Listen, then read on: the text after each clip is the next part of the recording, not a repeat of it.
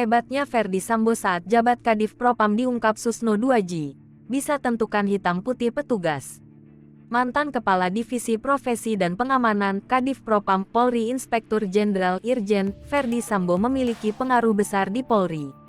Irjen Ferdy Sambo menjadi tersangka pembunuhan berencana terhadap Brigadir Nofriansyah Yosua Huta Barat alias Brigadir J.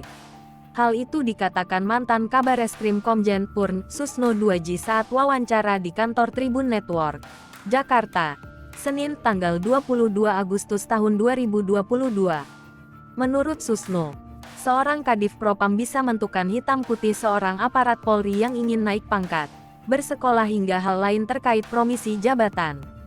Soal hitam putih promisi jabatan, seorang Kadif Propam jadi kepanjangan tangan Kapolri. Pasalnya, laporan Kadif Propam ke Kapolri ini jadi catatan khusus apakah seseorang anggota Polri akan digeser dari jabatan setelah itu atau tidak. Barulah Kadif Propam, lanjut dia, melaporkan kepada Kepala Kepolisian Negara Republik Indonesia Kapolri apabila ada catatan khusus dari seorang aparat katakan saja perwira tinggi. Misalnya ada pengaduan masyarakat pelayanannya tidak bagus atau diduga aparat terlibat melindungi narkoba. Apalagi Propam, Ya. ini beda dengan wakil kepala bagian, Wakabah Intel, Wakabah Harkam itu bintang 2 semua kan. Kemudian staf ahli ada yang bintang 2, itu tidak terlalu powerful. Kalau ini kan powerful. Kenapa begitu? Karena dia menentukan hitam putih seseorang yang mau promo. Misal seseorang yang sedang duduki jabatan. Kalau dia diperiksa oleh Propam karena ada laporan terkait suatu masalah dan masalahnya itu mendekati benar-benar, dia lapor ke Kapolri, ini jadi catatan khusus bagi Kapolri. Apakah dia akan digeser dari jabatan strategis itu atau apa? Ini sampai ke bawah, sampai ke Kapolri segala macam se-Indonesia. Ya.